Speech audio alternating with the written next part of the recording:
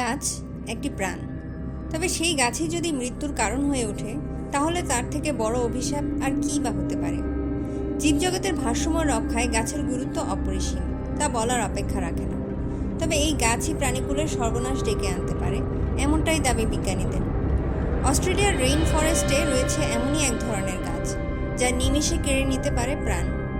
গাছটির সংস্পর্শে এলে শরীরে শুরু হয় ভয়ানক যন্ত্রণা, যা ক্রমাগত বাড়তে থাকে। একটা সময় পরে সেই যন্ত্রণা সহ্য করতে না পেরে আত্মহত্যার পথ বেছে নেন সেই ব্যক্তি। বিজ্ঞানীরা গবেষণার মাধ্যমে দেখেছেন সেই নির্দিষ্ট গাছেই লুকিয়ে রয়েছে মৃত্যুর কারণ। অস্ট্রেলিয়ার রেইন ফরেস্টে রয়েছে এই ভয়ঙ্কর গাছ, নাম জিম্পি জিম্পি। কয়েক বছর আগে আবিষ্কার হওয়া এই গাছ আজও বিজ্ঞানীদের কাছে গবেষণার বিষয়। অস্ট্রেলিয়ার মৌসুমী অরণ্য বা রেইন ফরেস্টে থাকা গাছকে কেন্দ্র করে নানান সময় উঠে আসে বিভিন্ন সব ঘটনা। গবেষণায় দেখা গিয়েছে এই গাছের পাতা একবার ছুঁলেই সে ব্যক্তি উন্মাদ হয়ে যেতে পারে। এই গাছের পাতা এতটাই বিষাক্ত যে শরীরে স্পর্শ করার সঙ্গে সঙ্গে ইলেকট্রিক শক অনুভব হয়। গাছের পাতায় রয়েছে অসংখ্য কাঁটা, আর তার মাধ্যমে শরীরের মধ্যে প্রবেশ করে ভয়ানক বিষ। এর কোনো ওষুধ নেই, ফলে এই বিষের প্রভাব থাকতে পারে বছরের পর বছর। যন্ত্রণা সহ্য করতে না পেরে বেছে নেওয়া হয় আত্মহত্যার পথ। বিজ্ঞানীদের ভাষায় এটিকে সুইসাইড ট্রিও বলা হয়।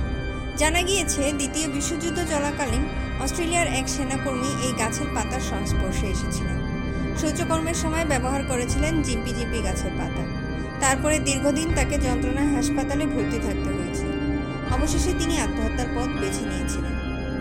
এই গাছের পাতাটি দেখতে অনেকটা পান পাতার মতো। দূর থেকে পান পাতা মনে হলেও একটু কাছে গেলেই পাওয়া যাবে অসম্ভব দুর্গন্ধ, যা এই গাছের পাতাটির বৈশিষ্ট্য। পাতার উপর থাকে অজস্র সূক্ষ্ম সূক্ষ্ম কাঁটা। এই গাছগুলির উচ্চতা প্রায় 3 মিটার পর্যন্ত, আর চওড়ায় প্রায় 50 সেন্টিমিটার পর্যন্ত হয়। অস্ট্রেলিয়ার জিম্পি শহরের নাম অনুসারে এই গাছের নামকরণ করা হয়েছে জিম্পি জিম্পি। অসংখ্য ধন্যবাদ। আশা করি আমাদের সঙ্গেই থাকবেন এবং আমাদের চ্যানেলটিকে সাবস্ক্রাইব করে দেবেন।